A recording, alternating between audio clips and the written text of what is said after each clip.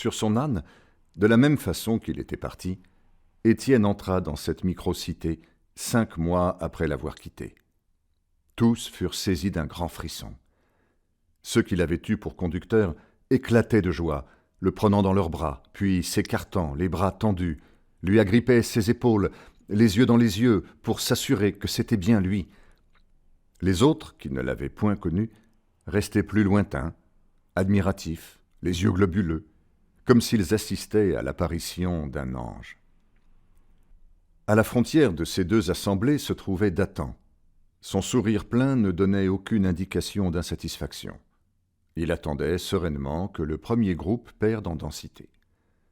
Une fois la chose faite, il s'approcha d'Étienne, le prit à son tour dans ses bras, l'embrassa avec force. Puis cria, levant sa main avec la sienne, « Voici notre chef, voici le fondateur de notre groupe, et surtout, voici mon ami cher, le compagnon de ma vie. » Et le reprenant à nouveau avec force, « Comme tu nous as manqué. » Étienne voulut prendre des nouvelles de Zabulon, alors qu'il allait se diriger vers ce qu'il croyait être sa demeure. Dathan l'arrêta. « Nous t'avons déménagé. Tu habites maintenant dans le meilleur logement du village, » dit-il en lui montrant la maison de bois excentrée. Étienne ne sut pas comment interpréter ce changement. « Et Zabulon » interrogea Étienne. « Il est avec toi, bien sûr. » Étienne entra dans la demeure et dit à haute voix « Alors, Zabulon, on dort ?» En entendant cette parole, Zabulon sortit de sa chambre et courut vers son maître. Ils se prirent l'un et l'autre dans les bras.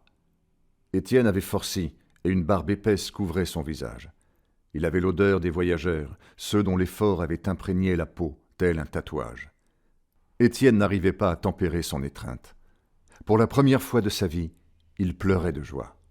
« Allons, s'exclama Étienne, raconte-moi un peu ce qui s'est passé ici depuis mon départ. » Zabulon répondit, « Est-ce que tu ne veux pas t'asseoir et boire avec moi ? J'avais préparé un jus à base de mûre. » « Excellente idée. » Une fois assis et servi, Zabulon reprit, « En ton absence, beaucoup de nouvelles personnes sont arrivées. Dathan s'est mis en première ligne pour les accueillir. Il se faisait même extrêmement généreux, plus qu'avec les anciens. Ainsi, il les gagnait à sa cause. En même temps, mon autorité et ma respectabilité se voyaient mises à mal. Tout le monde s'attendait à ce que tu reviennes au bout d'un mois. Tu n'avais officiellement donné aucun chef, tu ne donnais aucune nouvelle. » Étienne déclara, « Il ne doit pas y avoir de chef parmi nous. Nous avons suffisamment vécu la tyrannie de ces petits soldats de situation pour ne pas, une fois libérés, nous l'imposer à nous-mêmes.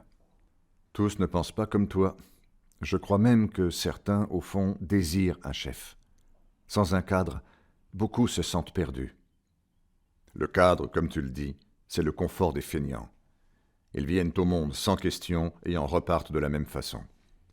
Ceux qui ont besoin de cadre, de direction, de paroles à reproduire, ne méritent pas d'être des nôtres, ou en tout cas n'ont rien compris. Si nous sommes sortis, c'est pour la liberté, pas pour reproduire, et souvent en moins bien, le mécanisme sans âme de nos anciens conducteurs. Quant à ceux qui auraient quelque nostalgie de leur ancienne vie, eh bien qu'ils partent. Que personne ne se retourne sur Sodome et Gomorrhe, dit-il avec une pointe de tristesse. Et maintenant ? Tu sais, pendant ces quelques mois, je me suis rendu compte qu'il y avait une prise de conscience européenne de l'absurdité de notre société. Tout est remis en question, et j'en parlerai plus en détail ce soir à la veillée. Il se mit de nouveau à boire. Tout est réinterrogé. Il n'y a plus de barrières, de limites ou d'interdits. Nous creusons, mais bien des groupes font autre chose. Dans une communauté qui se trouve, je crois, près de la Russie, ils ont décidé d'abroger l'irréversibilité du mariage. J'étais choqué comme toi au début, ou du moins, j'avais du mal à en voir l'intérêt. Qu'est-ce que ce genre de confusion peut réellement apporter ? Et puis, j'ai pensé à moi, comme un flottement. Ce serait une occasion tardive, certes, mais réelle de trouver une femme. Mais quelle femme, finalement ? Quand on y réfléchit un peu, ce seraient des femmes de seconde main, avec leurs enfants reflétant l'image de l'époux passé. Elles se sont affinées et structurées pendant des années avec cet autre. Demeurer l'éternel second, quoique l'on puisse avoir surpassé son prédécesseur en tout point. L'effort ne reçoit qu'une maigre récompense. Comment poser une empreinte sur une empreinte existante? Elle est devant toi, et elle appartient forcément à l'une des deux catégories de femmes. La première a été marquée par un mari abusif, absent ou méprisant. Dans la peur pesante de tout perdre, elle est devenue instable et hypersensible. Elle a perdu la confiance en elle et le bon sens élémentaire. Elle a su, il est vrai, dans une dernière violence, s'arracher à son tourmenteur. Elle ne croit plus au mariage, quoi qu'elle puisse le nier. Elle doute de tout, surtout de l'autre. Elle devient austère et ennuyeuse, donnant çà et là des crises hystériques dont la provenance et la fréquence ne peuvent jamais être anticipées. Elle doit être portée en permanence, pareille à un enfant qui ne trouverait jamais son indépendance. La seconde est pire. C'est une nuisible. Elle est partie d'elle-même, du moins le croit-elle, sans comprendre que c'est son compagnon qui a provoqué sa fuite. Méprisante à souhait, elle parle fort, trop et tout le temps de choses vides et stériles. Ses mots viennent à nos oreilles comme l'haleine matinale du voisin vient à notre nez. Soucieuse de sa propre personne, inconstante par nature, paresseuse, lâche, mais surtout fébrile au jour de l'appel. De toute façon, elles viennent toutes avec leurs blessures, leur héritage, leur trop-plein de l'autre et du mal. Elles continuent en elles-mêmes de désirer ce qu'elles rejettent et de rejeter ce qui leur ferait du bien. Mécanisme déréglé. Qui pourrait reconstruire leur éducation sentimentale? Je suis loin d'en avoir ces talents. D'ailleurs, cela ne m'intéresse pas. Quant à ces autres femmes, superbes, puissantes et valeureuses, aucun mari n'est assez fou pour s'en séparer. La seule chose universelle chez l'homme, quelle que soit son intelligence, sa culture, son âge, son pays, c'est que lorsqu'il rencontre ce type de femme, il en reconnaît la richesse et serait prêt à mourir, voire tuer, pour conserver un tel trésor. Me voilà donc dans un marché de l'occasion où aucun bien de qualité n'est mis à disposition. Regardant par la fenêtre, et puis, aucun homme marié n'a changé la face du monde. C'était une note mineure sur laquelle Étienne venait d'achever son propos, amenant Zabulon à suspendre son résumé. Il ne lui raconta donc pas d'Athan, sa violence, ses mensonges, ses manipulations, ses stratagèmes, sa fourberie, ses complices, et surtout Achitophel. Caleb entra à ce moment-là, coupant court au silence pesant qui s'était installé. Étienne proposa alors de retrouver les creuseurs. La chose se fit, et ils se retrouvèrent dans une petite clairière à proximité du camp. Assis en tailleur, ils étaient tout juste une quinzaine. Étienne prit la parole et dit en les regardant tous : « J'ai vivement désiré vivre ce moment avec vous. Je dois vous avouer m'être demandé s'il allait rester encore quelques creuseurs à mon retour. Et vous me voyez réjoui. Vous n'avez pas abandonné notre mandat. Vous avez persévéré, quoique j'ai été absent de corps. Beaucoup ont pris le chemin de la facilité, vivant leur petite vie mondaine, oubliant facilement ceux en quoi ils avaient cru, pour se perdre dans le confort illusoire des vies qu'on oublie. Ils montrent ainsi qu'ils ne sont pas des nôtres, car s'ils avaient été des nôtres, ils seraient demeurés avec nous. C'était donc avantageux pour vous que je parte, afin que soit distingué l'ivraie du blé. » Caleb dit en se plaignant : « Tu nous as dit que tu devais revenir dans 1 mois. » « Je sais que vous attendiez mon retour plus tôt. Mais il fallait que je termine ce que j'avais commencé. On finit toujours de moissonner le premier champ avant de commencer le second, comme on éduque ses enfants dans l'ordre de leur naissance, sans savoir toujours combien la nature nous en donnera. Soyez donc heureux de mon retour, mettez votre confiance en moi. Je ne suis pas revenu pour vous mettre un nouveau joug, mais pour ôter les chaînes de vos anciens maîtres. L'esprit qui guide tout cela est en moi, et il peut être en vous. Gaëtan vous en a montré les prémices. Je viens vous en apporter la plénitude. C'est un esprit d'unité pour ceux qui s'y confient, un doux repos, et une puissance destructrice pour qui veut le combattre. Sans cela, nous ne pourrions transformer ce qui est présent. « Comment cela va-t-il se passer » demanda Zabulon. « Ils chercheront à me tuer, mais ils n'y parviendront pas. »« Nous te défendrons » dit fièrement l'un des creuseurs. « Je n'ai pas besoin de vous. Des messagers viendront qui, sous mon ordre, supprimeront l'usurpateur. »« Mais qui est cet usurpateur » demandèrent-ils. « Le premier qui m'a embrassé lorsque je suis revenu. Je vous dis cela afin que vous ne soyez pas surpris lorsque tout cela arrivera. Croyez en l'esprit de lumière. croyez aussi en moi. Il ne peut y avoir de nouvelles civilisations sans effusion de sang, ni de nouvelles villes sans avoir au préalable coupé les arbres, aplani la terre et corrigé les cours d'eau. Déjà vous êtes affranchis, déjà vous êtes à part, déjà vous êtes riches, et vous me verrez apporter le salut à ce monde. C'est ce moment que Gaétan choisit pour arriver et rejoindre le groupe. « Comment sais-tu tout cela » demanda Caleb. « Caleb, nous avons passé tant de temps ensemble, et tu ne m'as pas connu. » Gaétan sortit de son manteau une vipère et la déposa au sol. Tous les creuseurs voulurent se lever pour partir, mais Étienne leur fit signe de rester sur place. Le serpent, de bonne taille, avançait sans urgence vers Étienne qui ne manifestait aucune inquiétude particulière. Gaétan, lui, répétait des incantations dans une langue inconnue tout en berçant sa tête. Une fois l'animal arrivé à sa hauteur, il le saisit pour en faire sortir les crocs, qu'il appliqua avec force sur son cou. Tous furent stupéfaits. Il jeta ensuite le serpent au loin, qui s'échappa dans la forêt. « Mes amis, ne vous attendez pas à me voir défaillir. Et ne soyez pas surpris de ce qui vient de se passer. Vous ferez et vous verrez des choses bien plus grandes se réaliser sous l'exercice de votre seule volonté. Il est temps maintenant que vous receviez cette puissance. » Gaétan fit un feu. Il prit un bâton qu'il avait fait baigner dans différentes herbes, l'alluma.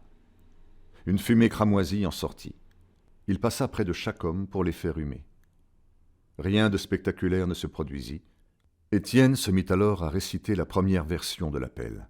« Aucun homme sur cette terre, né d'une femme, ne doit subir sans conscience un ordre d'un autre homme.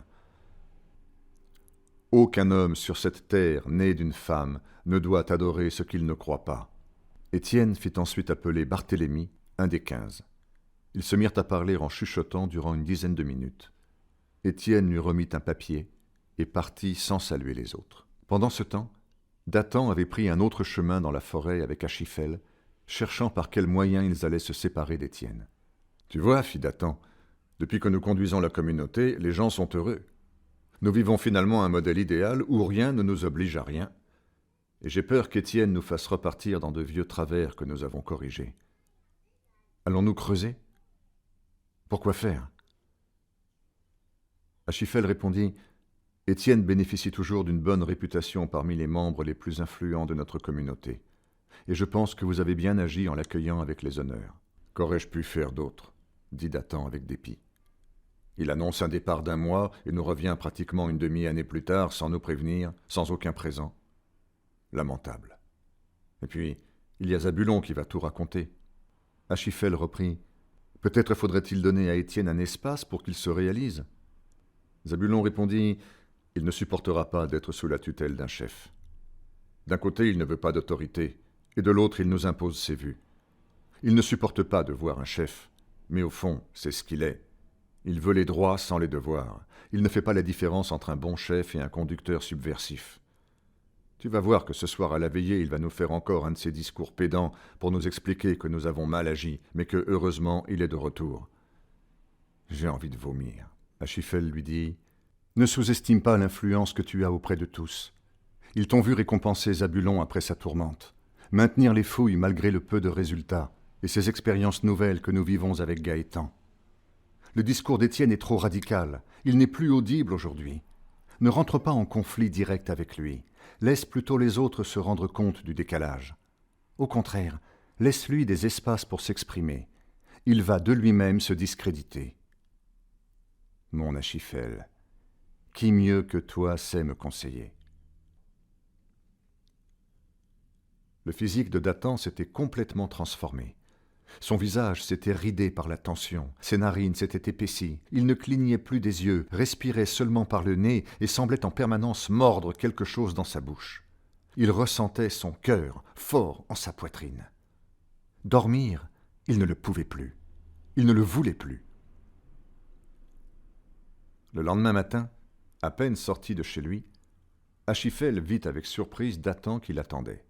« Alors, lui dit-il sans délicatesse, je pense qu'il est possible de l'exclure du groupe pour trahison. »« Depuis quand avons-nous parlé d'une exclusion ?» Toujours avec le même ton sec. « Nous avons fait prisonnier un soldat du roi, un agent de notre ennemi, et nous continuons à le nourrir. Quant à ceux qui ne sont plus des nôtres, ils sont partis. Il est porteur de division. S'il part, il créera une nouvelle communauté et convaincra beaucoup d'entre nous de le suivre. » Dathan partit, laissant Achiphel à lui-même. Dans les jours qui suivirent, Dathan prit ses distances avec Achiphel. Il commença à ne plus écouter ses conseils et avait cessé de faire ses promenades journalières avec lui. Si Achiphel était une personne très intelligente, il n'en demeurait pas moins un être extrêmement sensible. Plus que le combat des hommes et leur vérité, ce qui comptait pour lui était d'être utilisé et reconnu dans son expertise. Le dédain de Dathan pesait dans son cœur, torturant son âme. Que la tristesse est violente. Il ne mangeait plus, ne sortait plus, ne voyait personne, se laissant dépérir. Les serviteurs, cette petite milice dévouée à Dathan, s'étaient bien comportés depuis l'incident de Zabulon. Dathan prenait soin d'eux en leur octroyant quelques avantages. Il les utilisait aussi pour s'assurer le soutien du groupe. Pour ce faire, chaque fois qu'une personne avait besoin d'aide, que ce soit pour son logement, pour la cueillette ou tout autre service, Dathan s'arrangeait pour que les serviteurs participent à l'effort. Les veillées avaient été stoppées depuis la protestation faite par Étienne. Cependant, Pascal, qui avait fini par déchiffrer le texte trouvé par les creuseurs, insista pour que ce soir-là, la réunion soit maintenue, et tous se présentèrent. Pascal introduisit la séance ainsi. « Cela m'a pris beaucoup de temps, et je pense avoir terminé de comprendre et de traduire le texte trouvé par les creuseurs. C'est un texte écrit dans notre vieille langue. Heureusement, dans ce temps passé, ils avaient un tel soin typographique que l'écriture est impeccable. Bien entendu, ma traduction reste approximative, car la connaissance de la langue de nos pères nous a toujours été interdite. Je vous en donne ici ma traduction. Personne de la Bible, arrêtez d'être excessif dans vos affirmations. Arrêtez vos mensonges sur Dieu. Jésus est un apôtre de Dieu. Arrêtez de dire trois. » À ces mots, quelques légers murmures se firent entendre. « Dieu est un. Il n'a pas de fils. » Alors qu'il n'avait pas terminé sa lecture, une clameur jaillit de l'assemblée. « On nous a menti depuis le début, » dirent certains. « Dieu n'a pas de fils, » répétaient d'autres. Ou encore, « C'est pour cela qu'ils ne veulent pas que nous creusions. » Tous, dans une joie collective, se prenaient dans les bras, heureux d'avoir été initiés à une connaissance cachée, mais surtout de ne plus être les larrons du plus gros mensonge religieux. Dathan en profita pour prendre la parole. « Mes amis, les choses sont claires maintenant. Notre intuition première était juste. Nous sommes sous la gouverne de menteurs, d'usurpateurs, qui s'appuient sur la religion pour nous imposer un pouvoir qui ne vient pas de Dieu. Et c'est pour cela qu'ils ne veulent pas que nous creusions, » cria-t-il les deux poings en avant, en tournant autour de lui-même pour que tous puissent le voir. Observant qu'Étienne ne s'inscrivait pas dans l'enthousiasme collectif, Dathan l'interrogea pour le piéger. « Et toi, Étienne, tu ne te réjouis pas avec nous ?» Étienne regarda Dathan dans les yeux, puis parcourut du regard la foule devenue attentive, et déclara « Admettons qu'un homme que tu ne connais pas vienne te voir pour t'annoncer que tu es riche. Comment réagirais-tu? Lui offrirais-tu un festin? Commencerais-tu à dilapider tous tes biens? Arrêterais-tu ton labeur? Non, rien de tout cela. Tu écouterais cette personne et tu mettrais tout en place pour vérifier si ce qu'elle te dit est vrai. Il en est de même pour ce texte. Nous n'en connaissons ni l'auteur, ni son contexte. » À ces mots, Dathan, confondu, ne sut pas quoi répondre. Cependant, il profita de l'incident pour faire courir le bruit au sein de la communauté qu'Étienne était devenu hostile à la vision d'origine du groupe, que son voyage l'avait changé et qu'il pouvait mettre en danger l'avenir de la communauté. Dathan fit envoyer un des serviteurs auprès de Caleb, afin de sonder sa loyauté, mais Caleb ne montra aucun signe avant-coureur de défection. De son côté, Étienne faisait savoir qu'à la prochaine veillée, il ferait le récapitulatif de son voyage. Dathan, l'ayant su, décida de mettre son plan à exécution. Lors de cette veillée, la communauté au complet était venue pour écouter Étienne. Il s'avança pour se mettre au milieu. À peine avait-il pu commencer que 3 serviteurs venus de l'arrière l'attrapèrent, le mirent au sol et le lièrent avec une corde. Voyant cela, 2 creuseurs voulurent intervenir, mais d'autres serviteurs apparurent, les interceptèrent et ils les frappèrent violemment jusqu'à ce qu'ils perdent connaissance. Zabulon et Caleb, voyant les serviteurs arriver vers eux, d'un regard compris, se mirent alors à fuir à toutes jambes le camp. Un brouhaha d'incompréhension commença à monter. C'est ce moment que choisit Dathan pour intervenir. Il se leva et parla ainsi. « Mes amis, nous savons que si un royaume est divisé contre lui-même, ce royaume ne peut subsister. Aussi, nous devons savoir avec certitude si Étienne, mon frère, mon grand ami, ne nous a pas trahis. » Il hurla ces derniers mots à en devenir rouge. Se ressaisissant, il continua « Pour ce faire, un examen équitable de la situation doit être réalisé devant nos meilleurs hommes. » Continuant, Étienne à ses pieds, dans un cynisme invisible pour qui ne discerne pas, sa main droite posée sur son cœur. « Moi, je ne peux pas croire. Moi, je ne veux pas croire que mon ami soit un traître, et je suis certain qu'il sortira lavé de tout cela. Une suspicion lancée par des esprits chagrins ne peut réduire la réputation, l'honneur et l'inaltérable intégrité. » On releva Étienne. Il était décoiffé, toujours aussi charismatique, le regard noir, comprenant à la perfection Dathan. Il releva la tête, cracha le sable qu'il avait en bouche, et lui dit plein de hargne. « Que tu le veuilles ou non, que ton âme en hurle, que ta pensée ne s'en éloigne même en dormant, que tu fermes ta mâchoire jusqu'à te briser les dents, que ton poing se serre jusqu'au sang, que tu arrives à contrôler les vents du sud par ta main droite, et que de ton auriculaire gauche tu soulèves un océan, qu'en te voyant les hommes tombent, et que les forêts brûlent à l'éclat de ton visage, que tu sois même revenu des morts. Je continuerai en tout point à te surpasser. » Étienne fut alors mis dans un trou, où se trouvait aussi le soldat du roi capturé. Après l'avoir descendu, un des serviteurs se mit à rire et lui cria « Puisque tu nous parles de nous libérer, libère-toi toi-même maintenant !» Ce trou d'une profondeur de 5 mètres et d'un diamètre de 2, creusé à même le sol, sans aucune solidification et système d'évacuation, s'accompagnait en son sein d'une odeur pestilentielle. Étienne s'était assis et ne voyait que partiellement le soldat, car les reflets de la lune ne les atteignaient pas directement.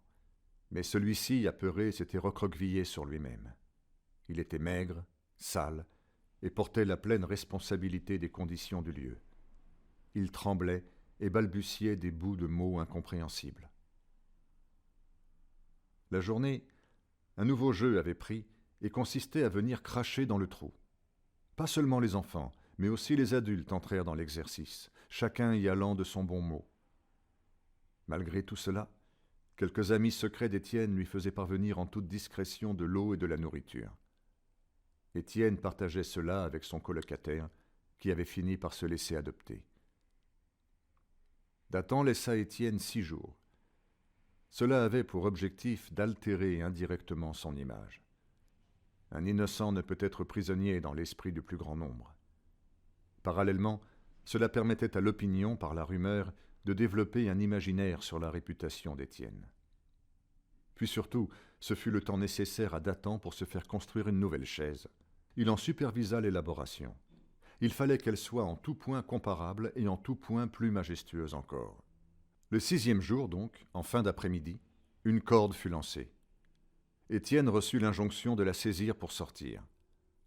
Au moment où Étienne avait pratiquement atteint le sommet du puits, ses geôliers lâchèrent la corde, ce qui précipita la chute d'Étienne qui tomba violemment et se mit à gémir en se tenant la jambe. Le soldat leur cria « Vous lui avez cassé la jambe, bande d'imbéciles, il ne peut plus sortir !» Dathan, apprenant cela, se mit en colère. Il ordonna alors qu'un des anciens membres de la fraternelle des creuseurs vienne aider Étienne pour le sortir de sa prison en vue de son jugement. Ce qui fut fait. En face de ses inquisiteurs, Étienne était debout, puant, taché, mais le torse tenu. Dathan, président de cette cour improvisée, Blaise et 4 jurés, issus de la seconde vague migratoire, c'est-à-dire celle qui n'avait pas connu Étienne, assuraient l'animation. Autour, la totalité du camp frétillait de curiosité. Dathan, en pleine expression de son autorité, se délectait intérieurement de la scène. Il avait dans son viseur son plus grand concurrent, son meilleur ennemi. Il eut même une pointe de mélancolie en pensant à la vie sans Étienne. Après tout, cela avait donné un tel sens à son existence. Il se leva depuis son nouveau fauteuil et dit « Étienne, tu es accusé de trahison à la mission originelle de notre communauté, de recours à la violence en un lieu pacifique et d'avoir monté un groupe dissident. Qu'as-tu à répondre ?»« J'ai soif. » Dathan haussa les sourcils. « Eh bien qu'on lui apporte à boire !» On lui apporta dans un verre un jus coupé à l'eau de fruits sauvages et de miel. Il le but d'un coup. « Qu'as-tu à répondre à ces accusations ?» demanda Dathan, l'index pointé sur l'accusé. Mais Étienne ne répondit rien. Voyant qu'Étienne restait muet, Dathan fit venir des témoins. Chacun raconta sur Étienne des choses tellement grotesques ou se contredisant les unes les autres que cela produisit l'effet inverse qu'attendu. Dathan, voyant qu'il ne fallait pas traîner, l'invectiva. « N'as-tu pas dit, devant tous, que nous étions devenus pires que nos anciens maîtres ?»« Oui, et tu me le montres aujourd'hui à la perfection. » Dathan feignit d'avoir été outragé, s'écroula sur son fauteuil, la main droite sur son front, les yeux fermés, et dit dépité, « C'en est trop. Nous n'avons plus besoin d'entendre autre chose. » Les jurés se retirèrent quelques minutes pour la forme. Dathan, fier, s'avança et dit à haute voix, « Étienne, tu as été reconnu coupable de trahison, violence et dissidence. La peine pour de pareilles fautes est la mort. Mais parce que tu as été pour beaucoup un guide, j'ai plaidé en ta faveur. Tu seras donc banni du camp, simplement excommunié. » À ces mots, comme Dathan le leur avait demandé, les serviteurs se mirent à crier « À mort! À mort !» entraînant ainsi le reste de la foule. Un peu à l'extérieur, une potence avait été montée la veille, sur ordre de Dathan. Le plan était de le pendre au bois. Alors que Dathan s'éclipsait pour laisser à la foule surexcitée le soin d'opérer son projet, une trompette sonna. C'était Barthélemy, entouré de 2 soldats. De très grande taille, musclés, à l'armure dorée sur laquelle était sculpté un dragon mangeant un enfant, et une magnifique épée à 2 mains. « Laissez ce juste !» cria Barthélemy. « Regardez, c'est un traître, et il a fait venir des hommes du roi !» cria Dathan. Sur ces mots, les serviteurs dans leur totalité attaquèrent bâton à la main ces nouveaux venus. Ces derniers sortirent leur épée et les transpercèrent un à un avec une facilité et un esthétisme qui, si nous n'avions pas vu la mort, auraient pu s'apparenter à un divertissement. La peur et l'effroi les immobilisèrent tous. Étienne s'avança en boitant vers Barthélemy. Quand il fut arrivé à sa hauteur, Barthélemy lui coupa les liens et dit « Nous étions prêts depuis 2 jours. J'ai agi conformément à ce que tu m'avais demandé. » « C'est bien. Tu as été fidèle, Barthélemy. Je saurai m'en souvenir, dit Étienne. Puis, montrant Dathan, « Soldats, arrêtez l'homme là-bas et utilisez mes anciens liens. » Dathan supplia, « Étienne, tu vois bien que j'ai toujours été de ton côté, que je t'ai même sauvé la vie. » Voyant que cela n'influençait en rien un Étienne impassible, et observant l'arrivée de ces 2 surhommes, il prit la fuite. L'interception fut rapide et brutale. Étienne fit pendre Dathan à l'endroit même où son exécution devait avoir lieu. Il le fit ironiquement monter sur son fauteuil, les pieds sur le coussin. La corde fut enroulée autour de son cou, puis d'un coup de pied sec, Étienne brisa la chaise. Étienne fit sortir son compagnon de cellule et lui dit « Tout est oublié. » Les corps des morts furent jetés dans le trou, puis rebouchés, sauf le corps de Dathan et d'Achiphel qui furent brûlés. La moitié de cette fraternité de fortune avait fui, craignant pour leur vie. C'était le soir.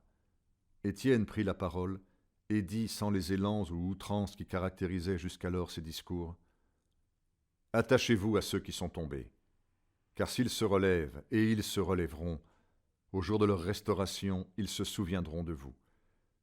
N'oubliez pas que nul n'est assis éternellement sur son trône, et c'est quand on est certain de son règne que celui-ci vient à disparaître. N'aimez pas vos positions, ni vos fauteuils.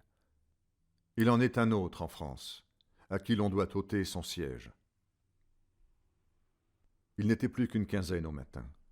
Étienne, les deux combattants, Barthélemy, le soldat qu'Étienne avait baptisé maintenant du nom de Roch, Pascal, sans Blaise, Gaëtan, absent aux derniers événements, et quelques hommes et femmes du début, tous équipés pour quitter les lieux. « Qu'allons-nous faire de tout ce qu'il reste » demanda Barthélemy. « Que cette utopie soit brûlée. Il est temps pour moi de rejoindre mon armée, » déclara Étienne.